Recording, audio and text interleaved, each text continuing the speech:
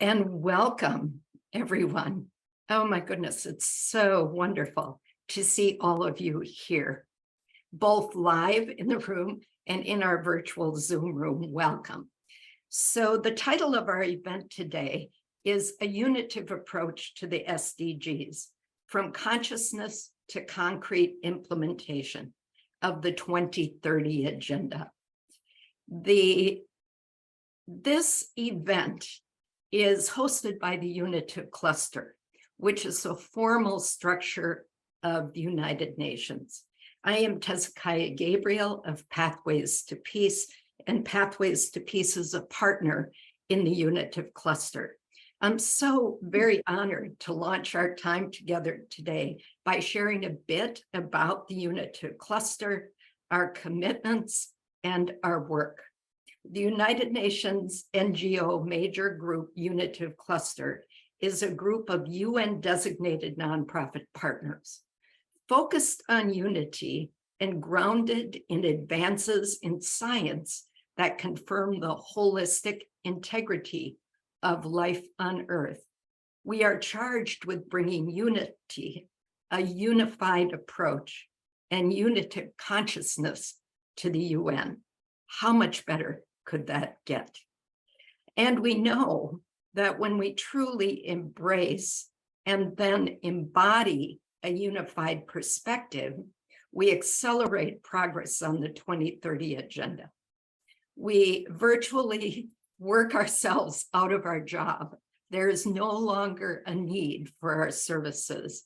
And I believe that's the goal of everyone in our room today. So imagine that beautiful set of SDGs before you. The cluster works in the spaces between Strategic Development Goals 1 through 15, resulting in 16, which is peace, and we work through Goal 17, which is partnership.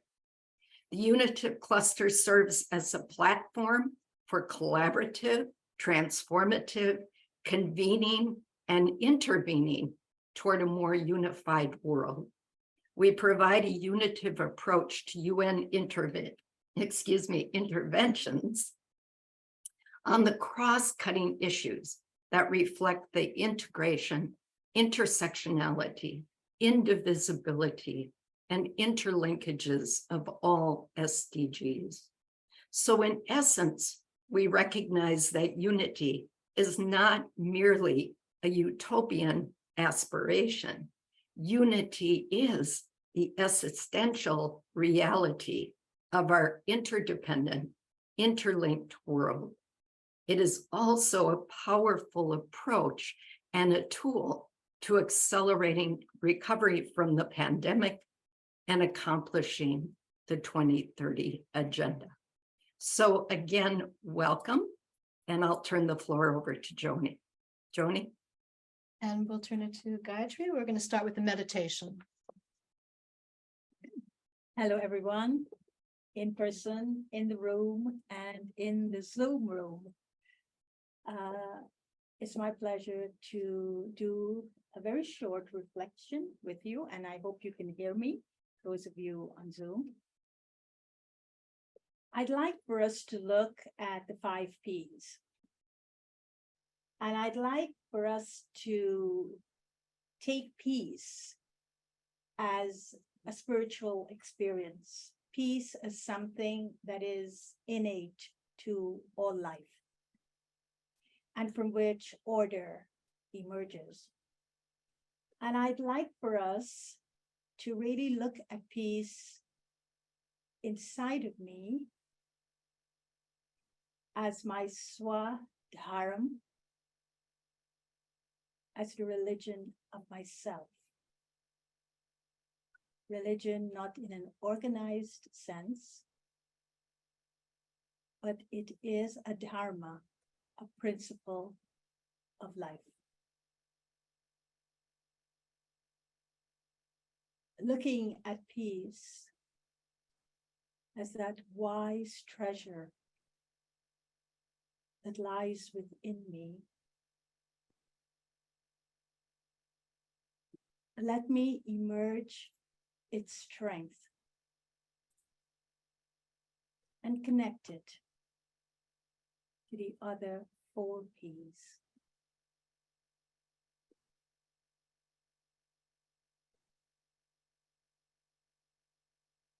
Strength from the peace within me. Let me connect it to the planet.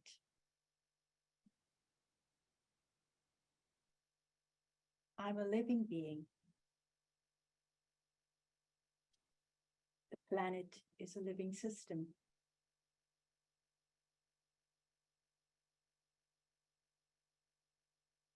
I connect my peace to the peace in the planet.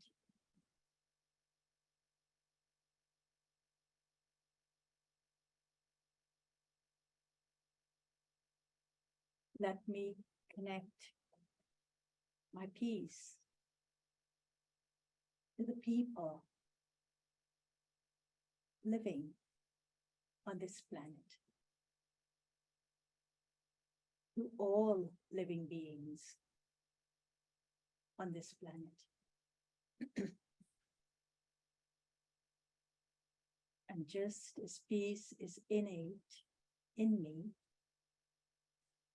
peace is innate in all peoples, in all living beings. Let me connect.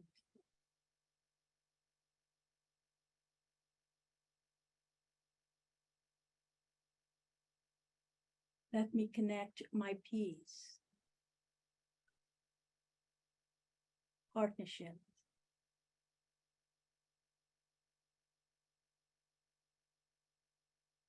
a partnership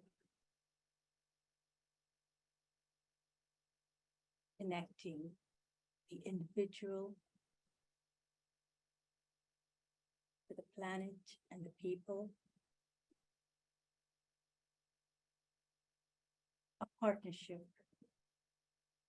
connecting me to a source.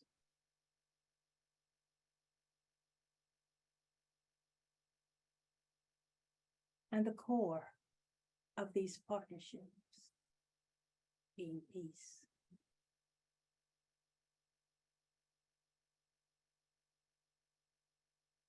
Let me connect my peace to prosperity.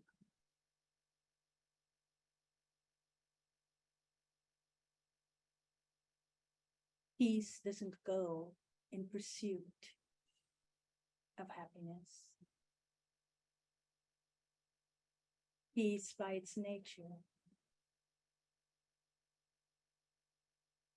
is abundance. It's generosity.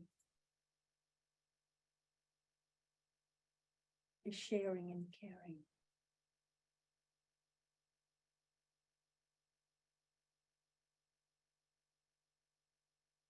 I hold peace as the central core, the 5 P's underpinning the Sustainable Development Agenda. Thank you. Ocean.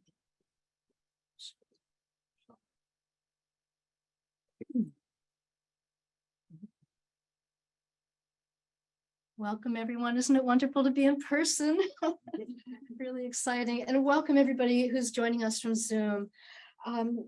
Some people who are here on Zoom may not be so familiar with what we're all doing here. For 2 weeks every year, there's a high-level political forum held in New York. And all of us in the room and some of us on the screen are actually participants in that forum. And that forum is to work on the Sustainable Development Goals, or the SDGs. The high-level political forum is the HLPF, the Sustainable Development Goals we call SDGs. In 2015, the entire world voted to make 17 Sustainable Development Goals our global agenda until 2030. And the work of the HLPF is to further that agenda. So the SDGs are the 2030 agenda. And the Secretary General just issued a report that came out on Monday, and he said we're halfway to 2030. Since 2015, only 12% of the goals are met, 50% are stagnant, and 30% are in regression. And that may not even be a full reflection of how poorly we're doing in terms of realizing the agenda. So the SDGs are clearly not on track.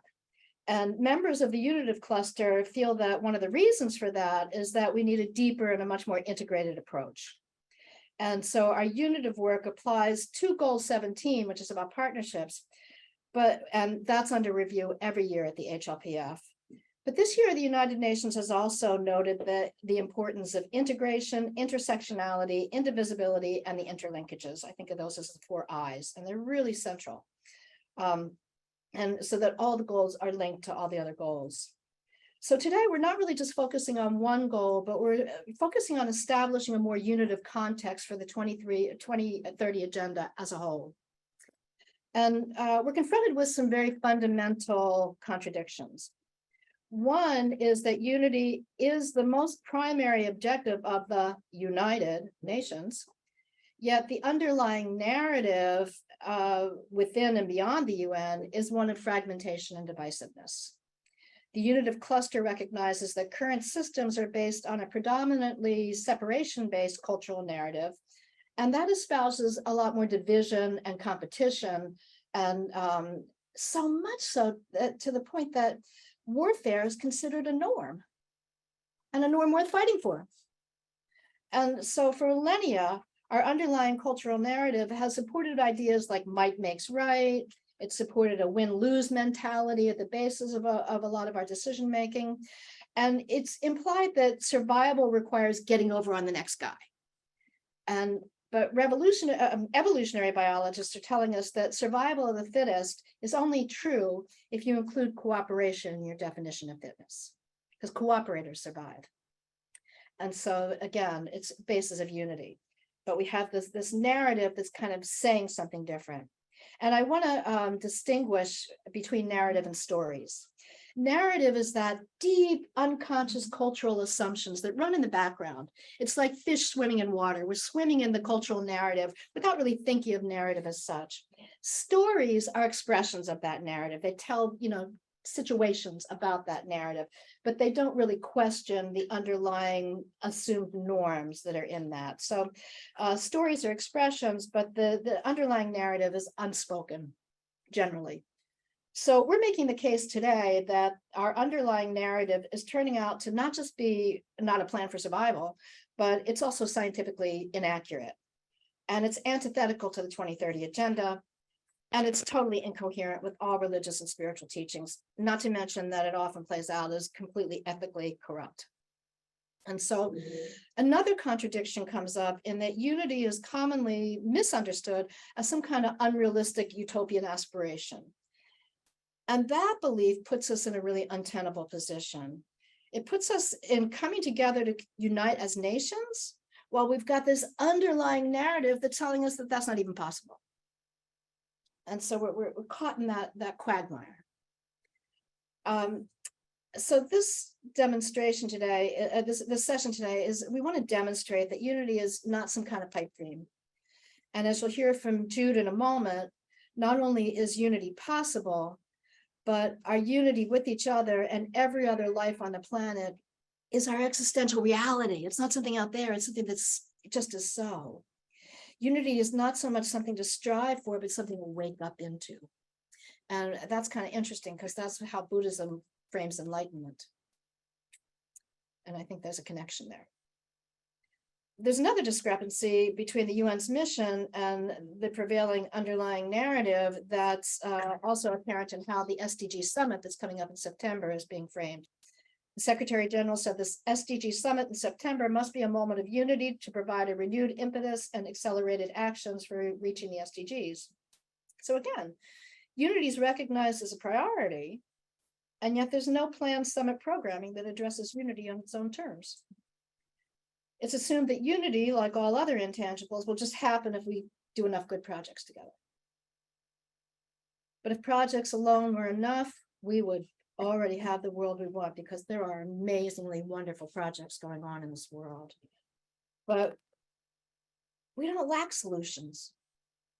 We lack a coherent worldview that can provide a framework that's fit for purpose of creating a peaceful world, that's fit for the SDGs to fully express. There's also some contradictions inherent in the UN's motto to leave no one behind.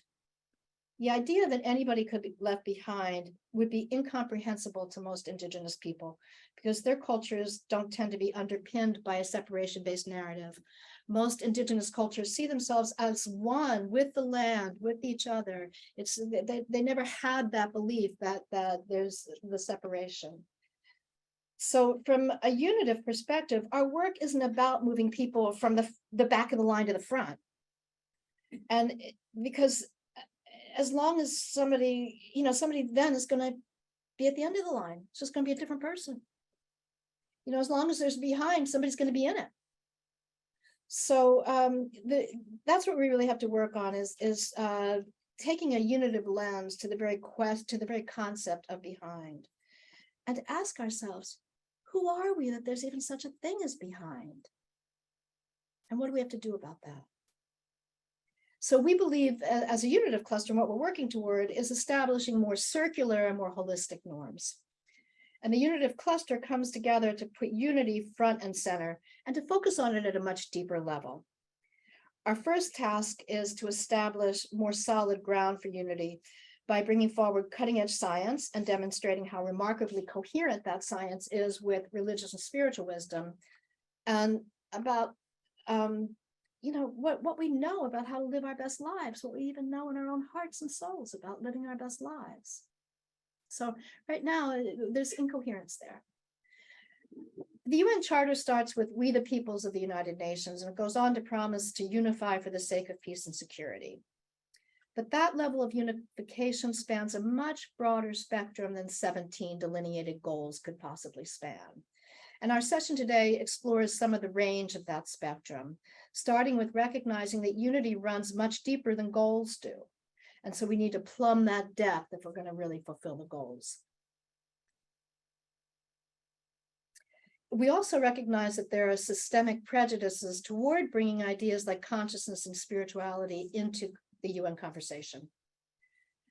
We convened the cluster in part because a whole lot of us were just tired of talking in code and skirting around what feels like is a really critical missing link. And we wanted to work unabashedly, unashamedly, and unafraid in the domain of the intangibles. And we wanted to address the multidimensional levels of transformation. So we formed the cluster because we feel like we can't afford anymore to ignore the holistic wisdom that comes from religion and spirituality, even though it's a wisdom that's both overtly and covertly censored often. It can be censored out of conversations around the UN and elsewhere. But more often than not, it's just overlooked. It's either dismissed or overlooked. We feel that in addition to working with the goals themselves, it's important to work on transforming consciousness and cultures so that the fulfillment of the goals is really just a natural outcome of well-designed systems because the piecemeal projects that come up as the result of working just on goals really doesn't get us there. We have to go to a much more holistic approach because we have this idea that we work on these projects against all the odds, one little piece at a time, and we wonder why we're frustrated. So we started this because we wanted to tap into the intangible place where we all know ourselves to be one. And we wanted to bring the power of that presence into UN processes. So today we're going to lay some groundwork, and we're going to lay unitive groundwork by exploring UN founding principles, scientific principles, and spiritual principles. And we're going to be paying special attention to the role of consciousness in fulfilling the SDGs. So I want to start with first principles. First principles are things like justice, dignity, equality, peace, things like that.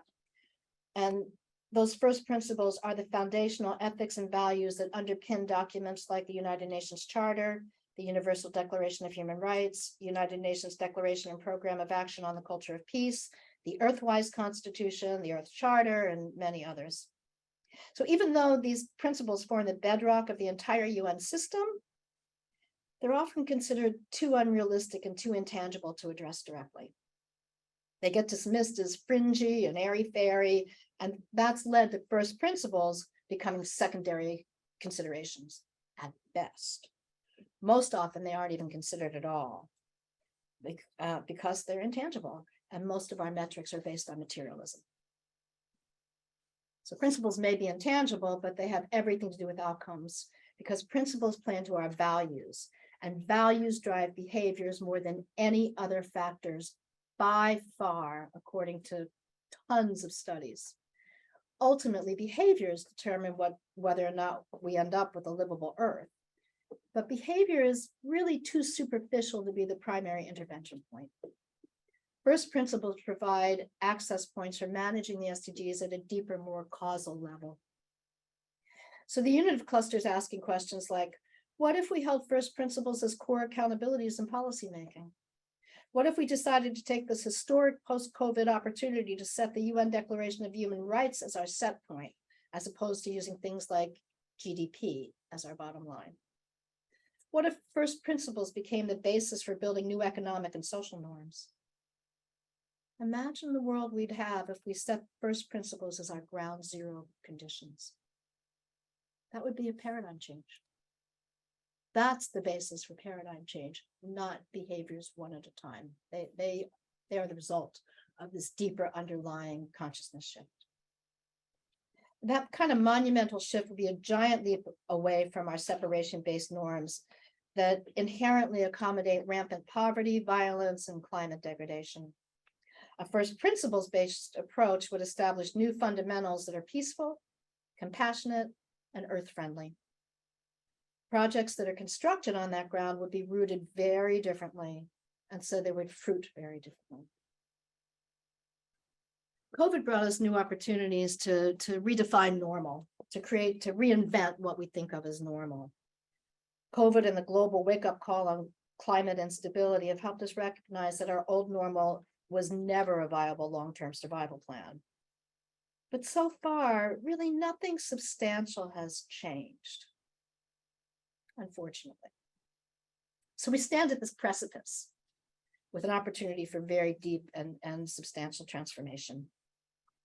If we want a new normal, we can't just keep doing good projects without recognizing that as long as SDG projects are situated in a failing paradigm, they can't fully accomplish their objectives. A new normal requires that we not just do things differently, but that we actually be different. Doing involves tangibles, being involves the intangibles. So we're focusing on the realm of intangibles because unity isn't a political condition and it's not a data set. Unity is a felt perception. So we need to recognize and support that place in our inner worlds where we feel deep connectivity with one another and with nature. Buddha taught that the significance of any kind of vessel is not the shell, but the void, right? What's within. And I like to think of the SDGs as a vessel. And that makes us inquire into the so-called void.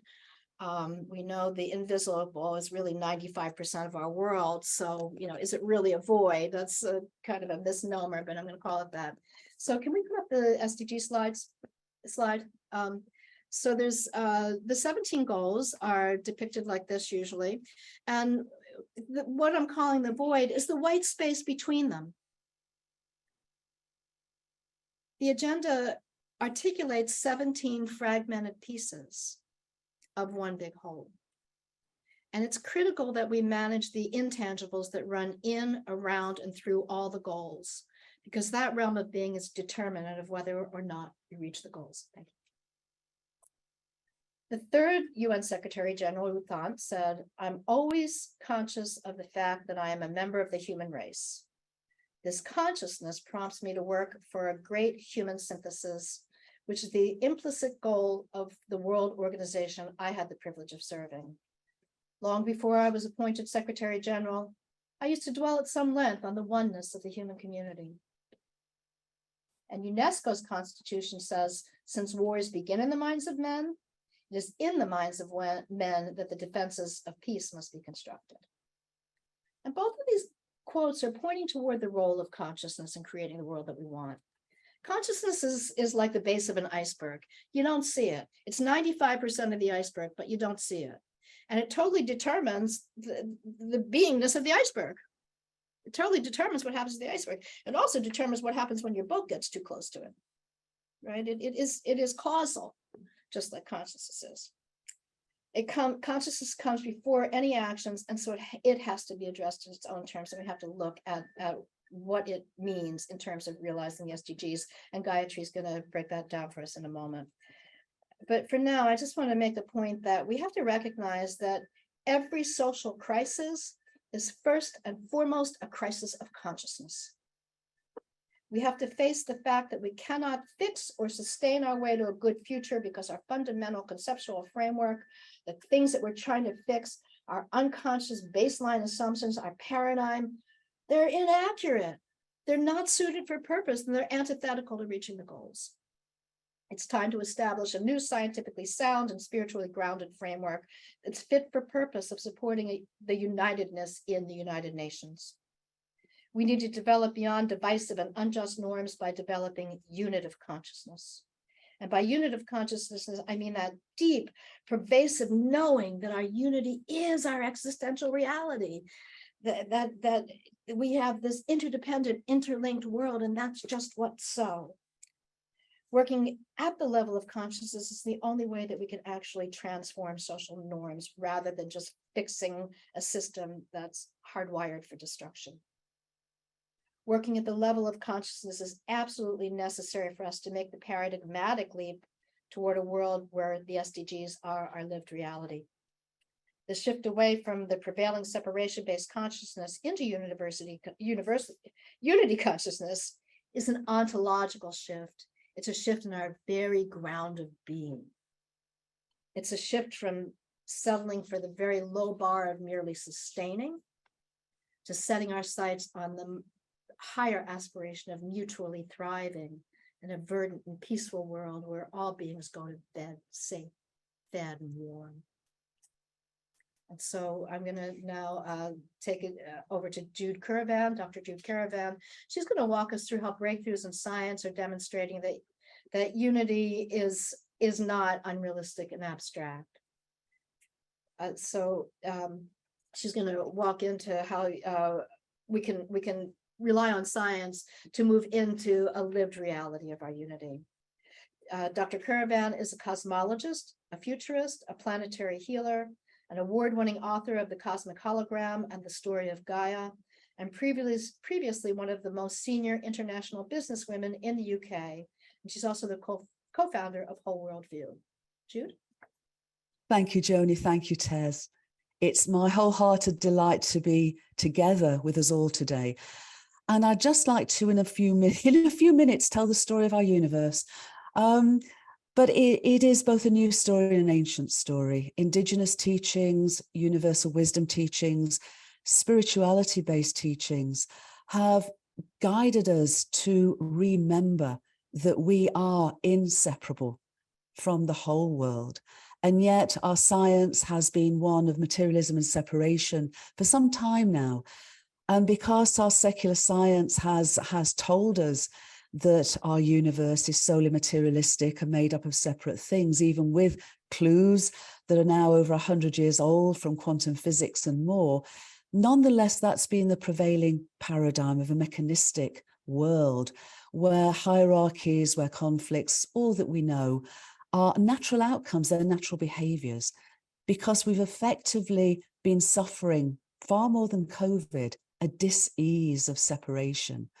And that dis-ease has, been our often unspoken underlying narrative, but often it's been more than that. It's been pervasive in our societies.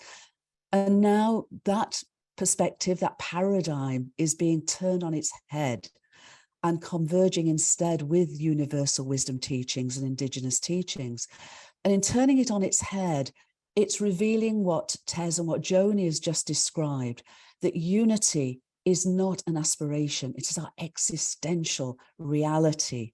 So let me summarize this science, which is far too important to be kept with scientists, because it's relevant to each and every one of us, because it is a revolution, a revolution, a weevolution perhaps, underpinning and guiding our conscious evolution. And so this is key to what we are innately, how we do in the world, and how we can become in the story of an evolving universe, of which we're now being seen to be microcosmic co-creators. So this is our invitation, it seems to me, from the whole universe and our planetary home, to wake up, to remember we're inseparable, and wake up to realize that we, as everything in existence, has meaning and intrinsic purpose. So what the science is showing us is that the energy and matter and space and time of our universe, which has been the purview of 20th century science through quantum physics and relativity physics, is indeed real, but it is the appearance of our universe. It's not its deeper levels of causation, and that its appearance emerges from these deeper levels of meaningful, informational intelligence, cosmic intelligence. It gets back to what many, teachers have said, especially the ancient Vedic teachers of ancient India, that mind and consciousness aren't something we have, but literally what we and the whole world are. So the science of this is indeed being seen in patterns of meaningful information that are fully pervasive of our world, from the very smallest to the whole of space and time.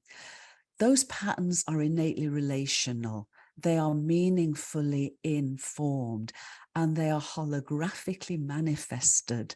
Now, the joy and wonder of a hologram, and in this case is a cosmic hologram we call our universe, is that the whole is expressed in every part, and every part is thus a reflection, an innate microcosm of the whole. So we are connected, every cell of our bodies, through our human family, through our planetary home, through our solar family, through our galactic family.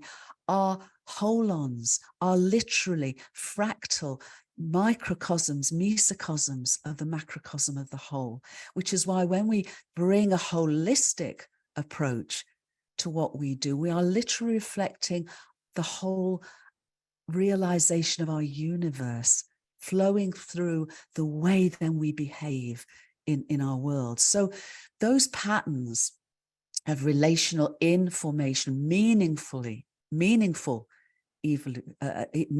evolution, expression, have been there from the very beginning of our universe 13.8 billion years ago, which started in its most minute form, but not in a big bang. It wasn't big, we know that, but it wasn't the chaos of a bang. It was the first moment of an ongoing big breath, which as space has expanded ever since, which as time has flowed forward ever since, has been able to embody, to experience, to explore, to evolve from simplicity to ever greater levels of complexity. And those patterns we find play out from the scale that is as small as to an atom as the atom is to the whole universe. That is the pixelation of the reality of our universe. That is the way in which the infinity of cosmic mind enters the finite thought form that is the journey of our universe.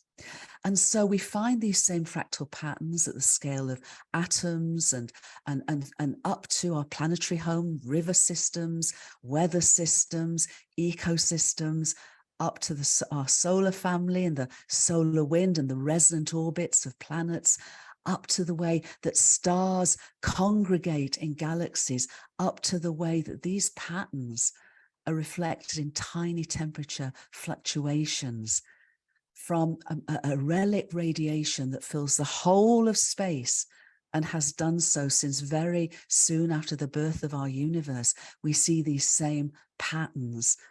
And crucially, these patterns, these fractal relationships, play out in the way we are and the way we behave, because our consciousness, individually and collectively, also emerges from the spirituality, one might say, the spiritual base of our being. And so the patterns that we play out, whether it's in the way we work through our internet, whether it's the way we use our mobile phones, are exactly the same patterns that we find in ecosystems, that we find in atoms, that we find in galaxies. We are not in any way, could not be in any way, separated from the inseparability that is our whole universe. And we therefore are imbued by its innate meaning, existential meaning, and evolutionary purpose, from simplicity to complexity, ever greater levels of individuated and interdependent consciousness and awareness, the interbeing of who we and the whole world truly, really are. And what this new, ancient, scientific, spiritual convergence is also inviting us to is a realization that, as I mentioned, we are microcosmic co-creators of the evolutionary purpose of our universe. And we stand now, here and now, we stand now at its bow wave. We look back over our shoulders, 13.8 billion years, to the very beginning of our universe, because its story is our story. Its big breath breathes through us. And at this bow wave of this here and now, all the time that has moved to this point is now replete with potential, because that potential, how it manifests, how it moves forward, not in the laws of physics, but certainly in the story of our beloved planetary home Gaia, and our story, and the story of all the children of Gaia, is very much dependent on our choices now. So do we choose to remain in the illusion of separation? Or do we choose with this understanding? Joni talked about what if, what then? This is the what if, this understanding of wholeness of which we're innate, wonderful, co-creative, important, significant, meaningful participants. What does it mean if we wake up to remember we're inseparable and grow up with that realization to become co-evolutionary partners with the evolutionary impulse of our entire universe and our ongoing evolutionary impulse of our planetary home, calling us into the incredible potential of a shared future where we can remember that it's not just, we're not just talking about unity and diversity, although the unity of our universe is indeed expressed through radical diversity, but to go beyond that, to unity and inclusion, to go beyond that to unity in belonging. Because when we know we belong, we don't really need an invitation to join the party. We're already there. So, but this is a realization that we belong, that our whole being, not just our well-being, our whole being belongs to a wondrous, ongoing evolutionary journey. And so we're now able to write a new narrative, a unitive narrative that is both new in the science and ancient in the wisdom, to converge those, to underpin and frame us, to empower us, to give us authentic hope, to link up and lift up, to light up and level up, because that is the invitation of our universe. And that in our way is the invitation of our Unitive Cluster with our friends and colleagues, not just in the United Nations. Let's bring the UN of the Unitive narrative to the UN of the United Nations, but let's realize that this has relevance for everyone, wherever we are, whoever we are, because we do indeed all belong, and we are indeed all inseparable. Thank you, everyone. Thank you, Jude. Just a quick program note. Some of the posters went out early when we were thinking this was going to be an hour. It's going to go to 11:50. So just 12:50. Yeah. So we're going to have Gayatri talk to us about the role of consciousness in SDG fulfillment. Gayatri Narain is an author, speaker, and practicing Raja Yogi. Gayatri is the main representative of the Brahma Kumaris to the United Nations. And in this capacity, she, along with the BK team at the UN, explore transformation as a spiritual and universal phenomenon. Gayatri is also the vice chair of the International Day of Yoga Committee at the UN. Thank you. Well, I was told to share with you, does consciousness matter in 5 minutes? But I could take, or 7, okay. But I could take a second and I could say to you, yes, it does matter, and say thank you. But I was very inspired by Jude and Joni's, sharings. And I do feel that we are living in very interesting times. We're actually living in the times of Charles Dickens. It was the glorious of times, it was the worst of times, it was the most beautiful, whatever. But it was one of those description of times that I don't think anyone has actually come up with since then. And so I think that when we are looking to see whether consciousness matter, I think it boils down to one specific question we have to ask one's own self. Do I matter? Do I matter? Do I, as a living being who's supposed to be consciousness, soul consciousness, we call it in Raj Yoga, do I matter? And I think if I can answer that question really from that being that we've been hearing so much about, I think we would then step up. Because what's happening, I shared with someone this morning, and the person was saying to me, oh, it's the dawn has broken, morning has broken, there's the dawn, and that means it's a time for awakening. People should be awakened. And I said, you know what? The sun has risen, but people are so comfortable in their comforters, they just pull it back and go back to sleep. But the sun has risen.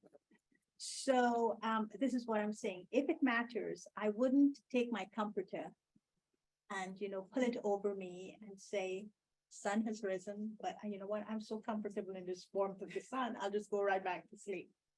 And that's the thing about awakening. You can fall asleep very quickly after.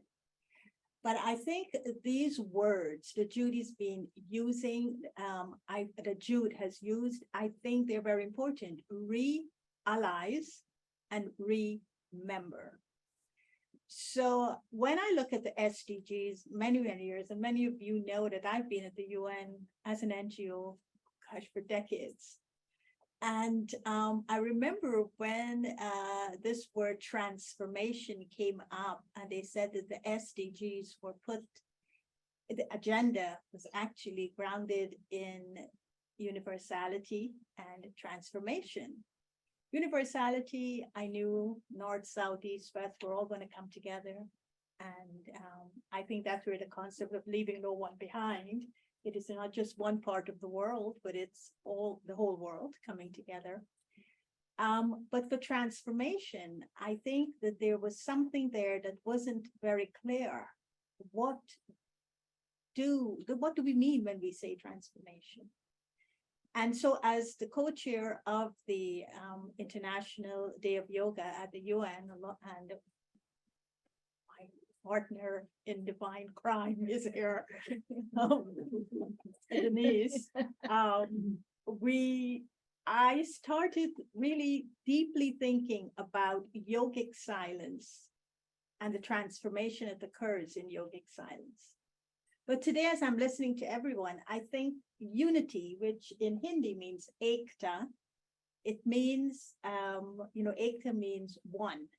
It means to be in remembrance of one. And so whether you're looking at the planet is one living system. You're looking at yourself, you are living, belonging to a bigger system. And so this oneness, you're starting off from from a state of unity, from a oneness, from one. And then, of course, you're looking at the intricacies of everything else. But how is that possible how can I transform my awareness of something if I don't go deeper into consciousness? Now, awareness wouldn't exist if I'm not conscious, right? So what comes first, the chicken or the egg, consciousness or awareness? But I think they're together.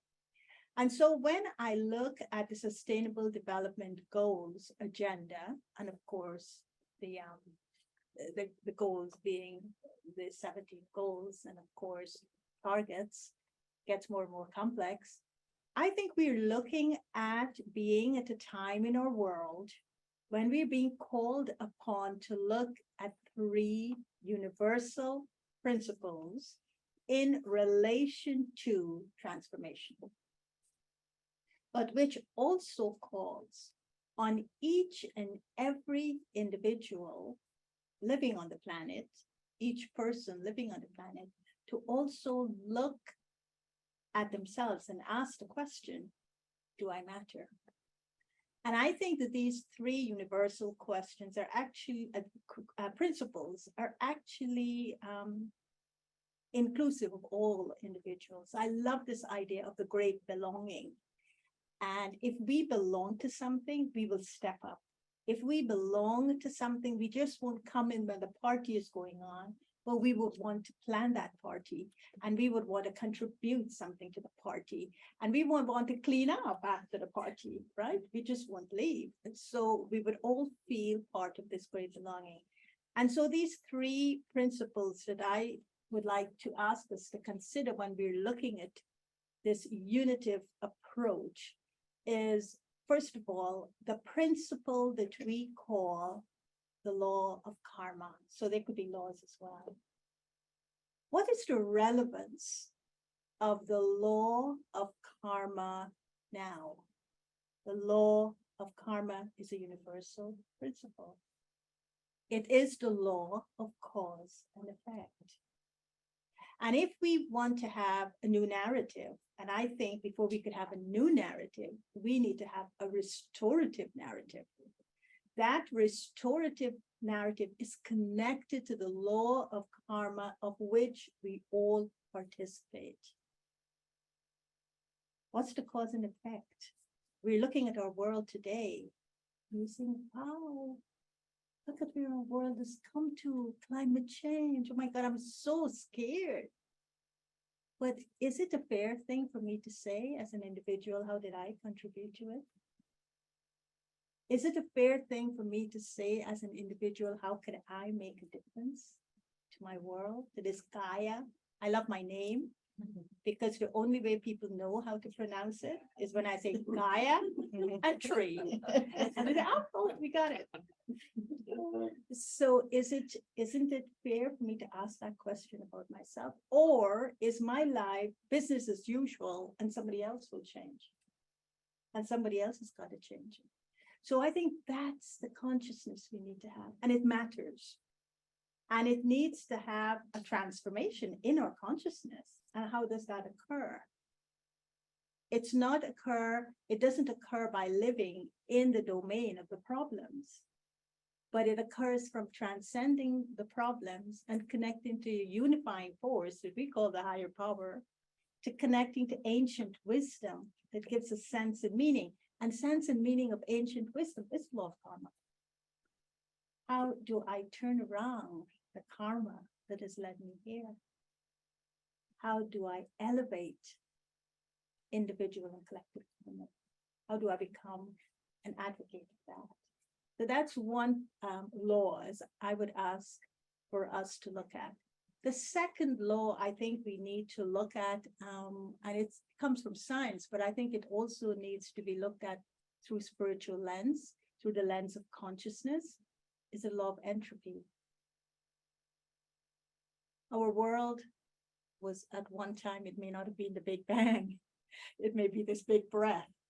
So it was in order. It was an orderly breath. It was one of those perfect breaths that we take. And then it moved into a state of disorder. How did we change the rhythms of our breathing that led us to a state of disorder? And how can we bring it back to a state of order? And I think this is where, from a consciousness perspective, we look at it from descending degrees and ascending degrees. And David Bohm wrote this beautiful book called Thought as a System. And what he says, which is very profound in that book, was do not underestimate a thought, because it moves out and connects to a system. So consciousness means I'm soul, I have consciousness, I think. So if I'm thinking, what value do I give to my thoughts, and what is it connecting to out there? Is it to the ascending degrees of this law of entropy, or is it to the descending degrees of the law of entropy? And when it comes to my conscience, which is part of consciousness, how does consciousness work?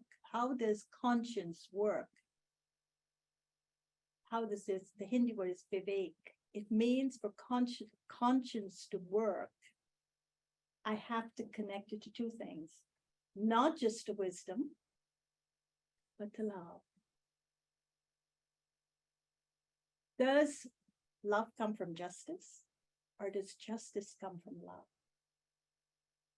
If love comes from justice, I'm in a secular world with my thoughts in a descending degree. If justice comes from love, I'm in a conscious world. Love is innate to souls. No human being, no living being can survive if they don't get loved at some level. They have to be loved for them to flourish.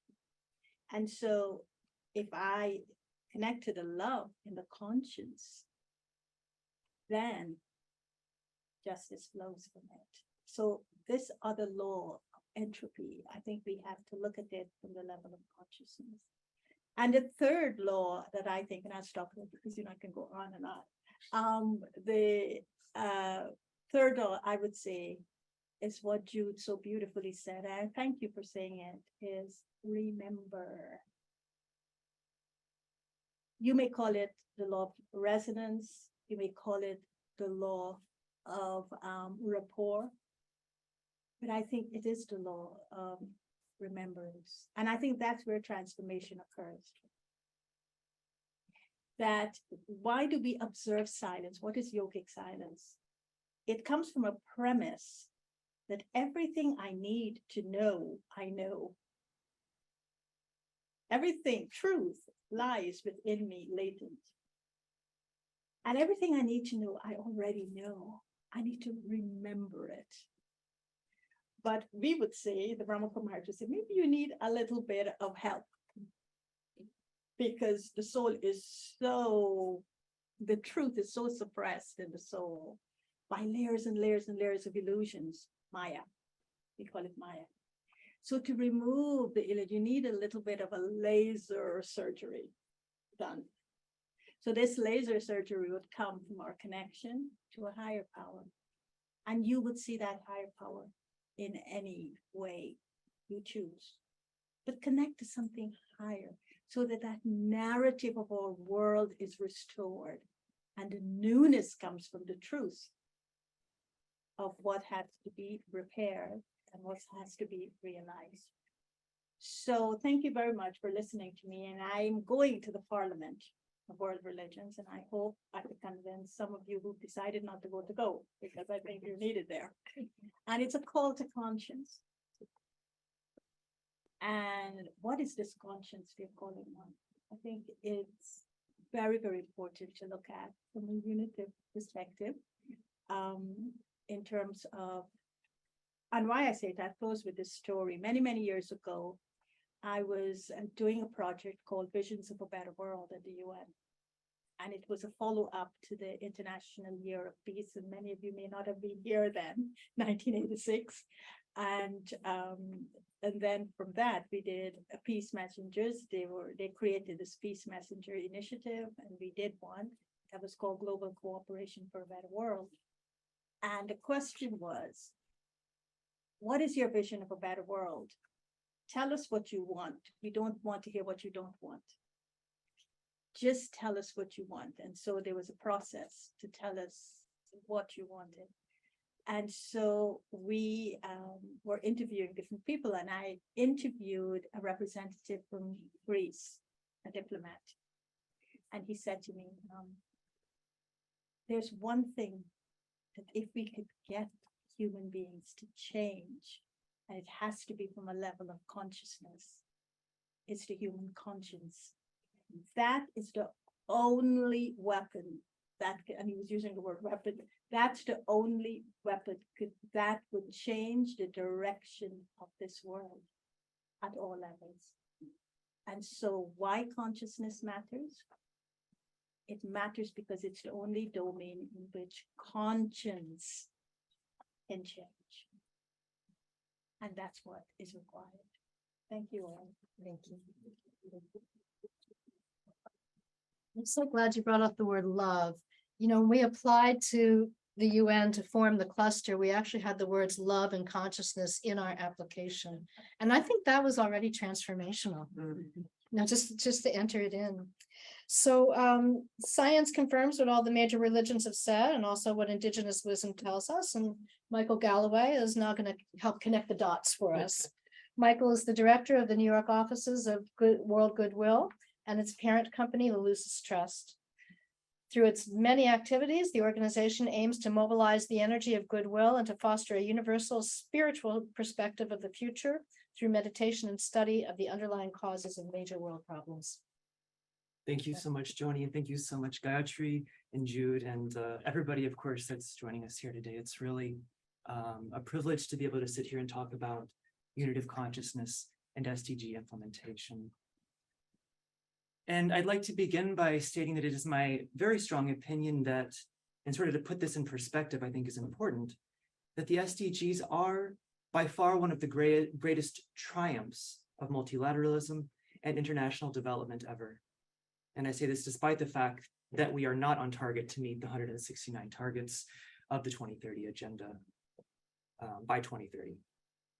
The 2030 agenda is the most coordinated, the most comprehensive, the most ethical, the most visionary, and the most practical development project ever attempted by humankind.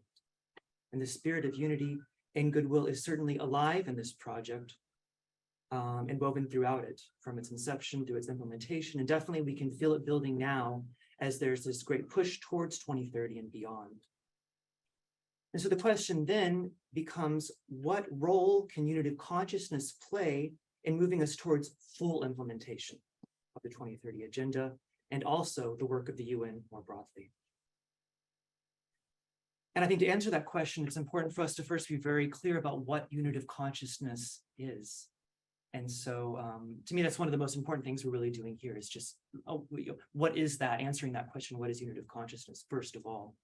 And we've heard beautiful from all three of the previous speakers. And so I'd like now just to add to what you guys have said, and I probably will be repeating some of the same points, but it's such a multifaceted concept that I think it's important to hear it from as many angles as possible. So consciousness, as we know, in its sort of common usage, just refers to like awareness, to perception, to vision, and it often fundamentally has to do with the mind and the way the mind relates to the phenomenal world and to others in one's environment. But when we refer to consciousness here, it means something a bit more than that. It refers to not just how we relate to the world around us, but more fundamentally with who we are. And so to really understand consciousness, and especially unitive consciousness, we have to return to that perennial question, who or what really is the self? You know, who are we as human beings? Who are we as spiritual beings? Who are we as members of our communities? Who are we as nations within a world of nations? You know, who are we as a planetary whole? And so to answer this question, you know, who or what is the self? Of course, we're going to return to the religious and spiritual wisdom traditions of antiquity. And of course, all of them are very alive today as well. And we hear the wisdom and philosophy from the East, especially, as many of us are increasingly in the West informed about, teaches, you know, that we are more than just the physical body. We are more than our mind, which is really just sort of a tool of the self. And we are, of course, even more than our personality with all of its very often charming and interesting characteristics. You know, beneath and interpenetrating all of that is this sort of animating principle or soul. And this soul is the self. It is the divine spirit in the human being. It is the source of all of our beneficence, the source of our virtue, and of all the divine qualities which make us fully human. It is our innate conscience. It is also the voice of the silence. And it is God immanent in the human heart. And we can see evidence of this soul wherever the best of our human qualities are brought out, in cooperation, in acts of sharing, in a sense of responsibility to the whole, in a willingness to sacrifice for others, in the ideal of freedom, and the ability to produce and appreciate beauty. And of course, also through the practice, the ability to have and practice compassion. And in the Christian teachings, the soul is referred to as Christ in you, the hope of glory.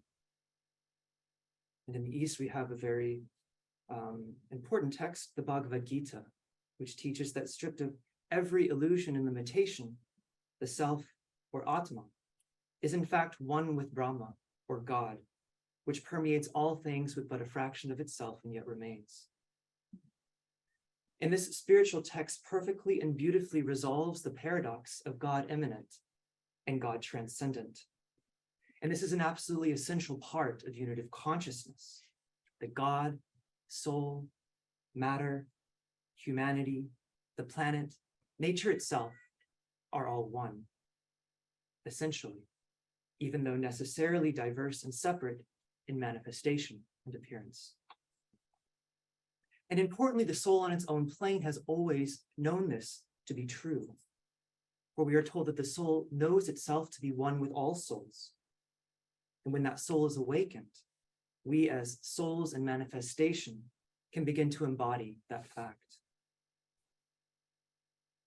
And so to return to our question, what role can unitive consciousness play in the full implementation, moving us forward to full implementation of the 2030 agenda? Well, in short, I propose that it brings two things: wisdom and power. The wisdom that unitive consciousness brings is founded on, first of all, a vision of the whole, but also importantly, keen discernment as to the best way to solve the underlying problems of relationship. And all forms of conflict are fundamentally problems of relationship. And this is what fundamentally prevents progress. Wisdom is what eventually bridges across the many ideas, the many ideologies, and the many completing identities, which really stand in the way of implementation. And whereas the scientific and discerning mind is able to divide in order to understand, it is wisdom which synthesizes and unites.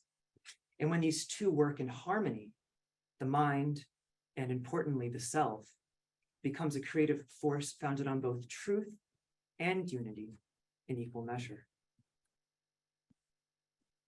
And the power which unitive consciousness brings is a different paradigm of power than the sort of zero-sum competition which largely characterizes our current political and economic systems. This sort of power is based on the right use of the creative will and its alignment with the good of the whole rather than any of its parts. And so to implement the SDGs, as all of us know, is really a Herculean task. It requires more than good intention. It requires more than ideological righteousness, more than focused desire, more than moral surety, and even more than basic goodwill, and more than just intelligence also.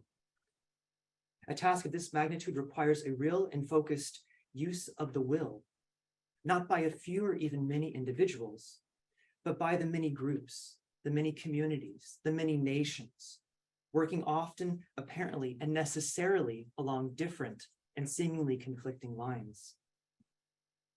And so it's fundamentally about moving from the pursuit of what we believe to be right to becoming the means whereby the right, the just, and the true work out, no matter what form that takes.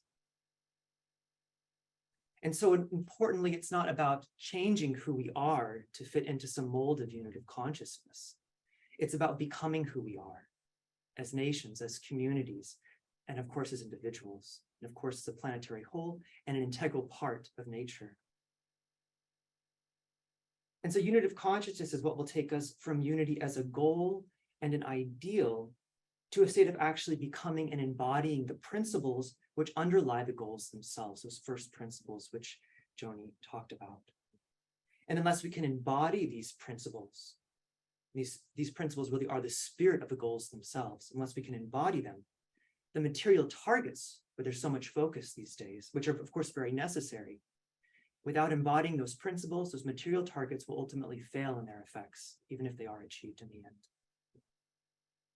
And so this sort of becoming may not necessarily be what the HLPF committee had in mind when they said full implementation. Perhaps I don't think they thought that full implementation meant that far, would require that.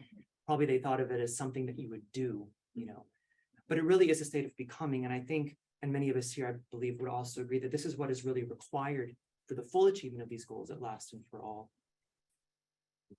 Thank you. Yeah. I love that you brought up wisdom. The indigenous people in America had sign language between tribes so they could trade. And they actually had a word for wisdom, which is interesting, because why would you need that for trade, right? But it talks about their worldview.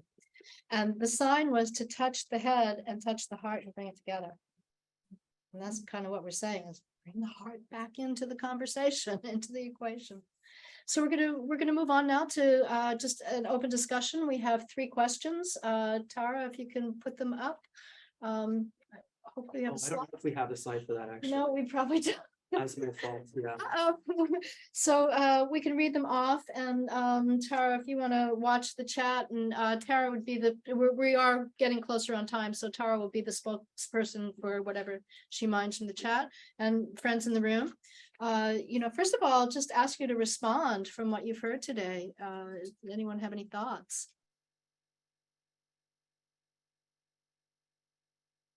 Thank you. I'm a co-worker with Michael. I guess, and this is something I ask myself, so I'm not pointing any fingers. I've had many dreams and goals and visions of wanting to see the world become a better place and become more unitive, but where it falls short is,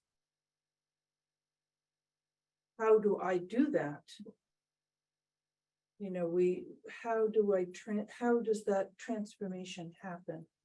What technique, what tool, what will manifest this unitive consciousness that we're all talking about?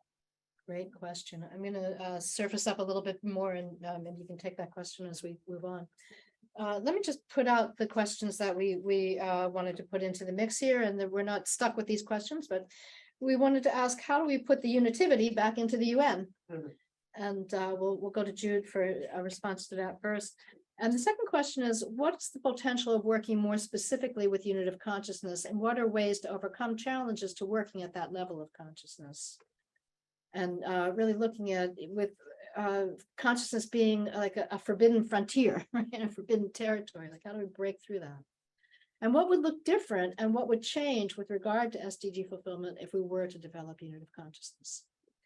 And so I'll let Gayatri take the first question. And Jude. That question, well, You said Jude the first.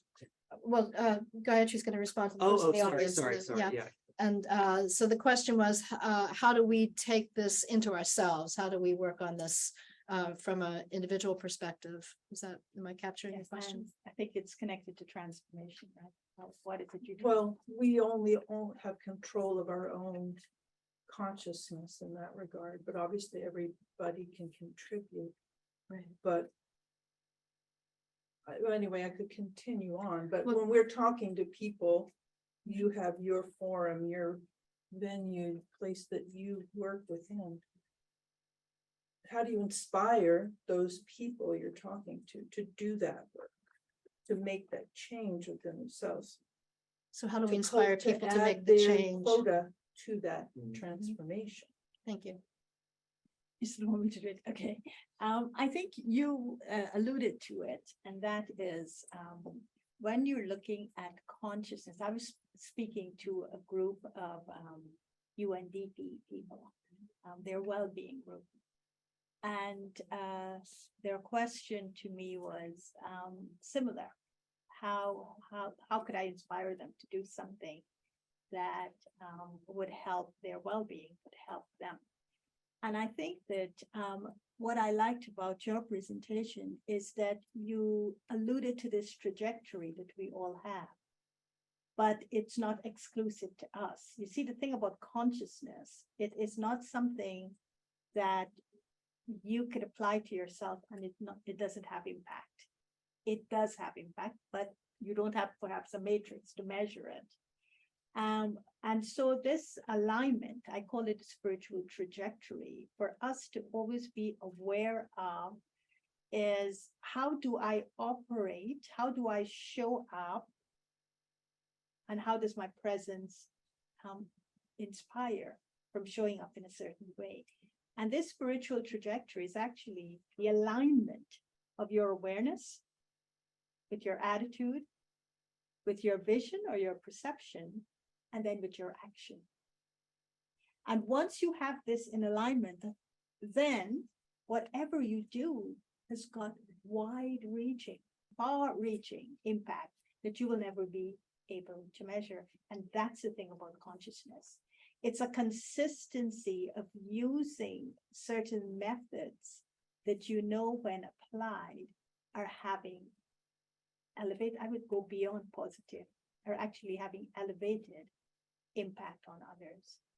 But because you're not seeing others doing it, sometimes it could tire you. Well, why do I have to do it? Why is it always me? So I would say stay in alignment with your true authentic self and try not to let external influences compromise it, because that's reaffirming faith in your own worth and dignity that the UN talks about.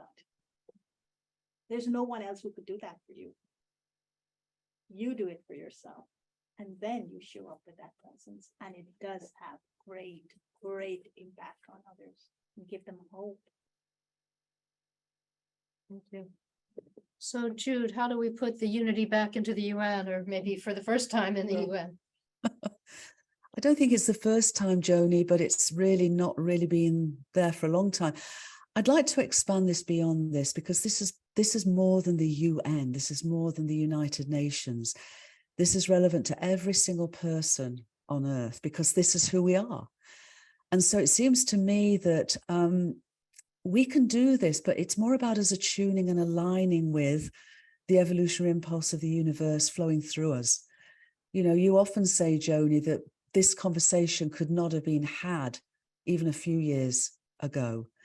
And those of us who work globally are realizing that there's an acceleration in this awakening, this remembering of who we are. So putting it back is more about showing up and getting out of the way, as it were, for me, of this universal impulse to evolve. And so in that regard, when I look at the underlying causation of what is the appearance of our world, when evolutionary processes happen, something called flickering is part of that. And the old that is no longer really able to fulfill its further evolutionary potential starts to break down and fall away.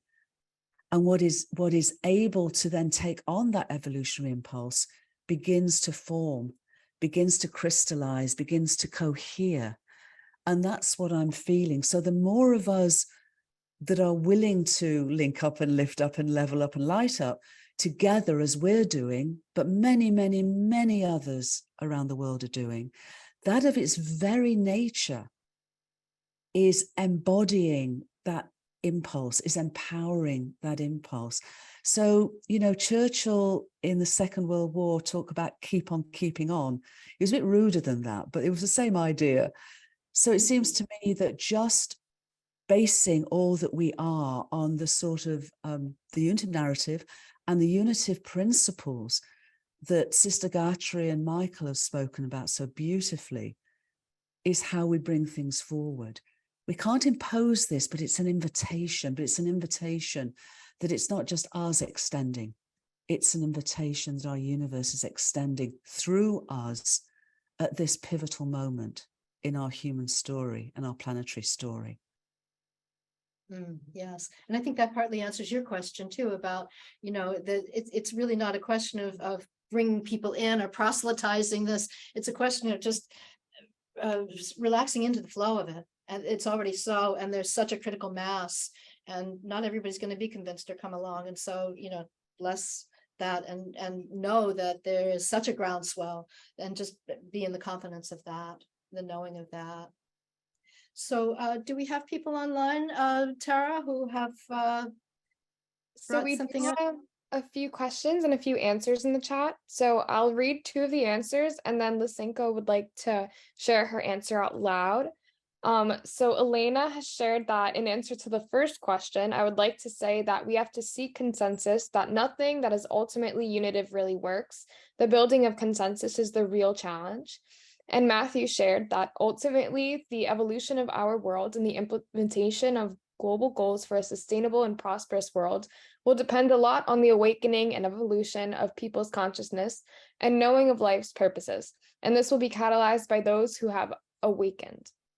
Now Lysenko would like to share her answer out loud, and just keep in mind that we do have 2 minutes until 12:50. Thank you. So let's think I need to wrap up too. So like a minute, please. We'll have to prompt her to unmute. I've prompted you to unmute, so hopefully you see it. I can't. Yes, Yeah, good. We Thank you. hear you. This is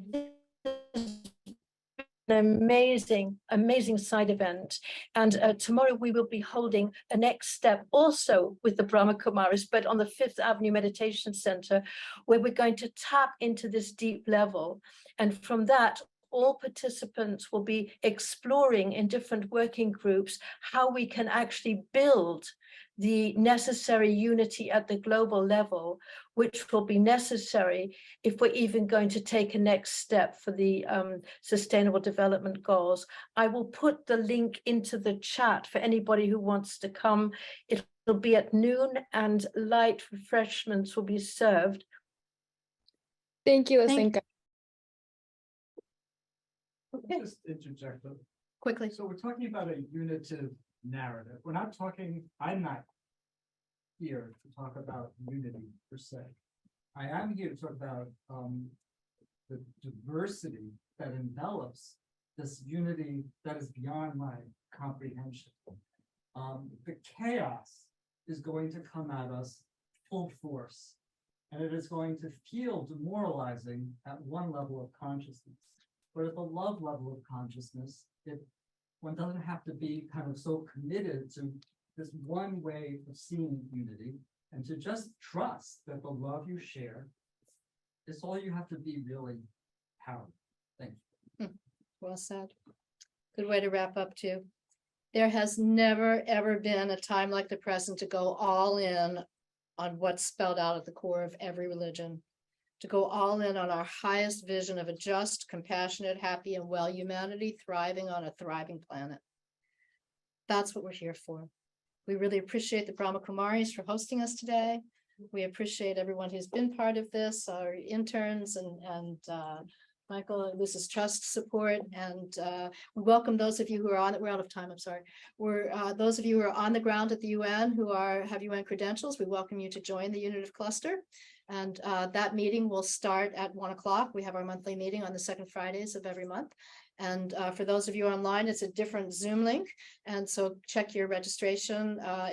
Those of you online, it's our usual monthly Zoom link. So we say thank you for being here. All the best. Bye-bye.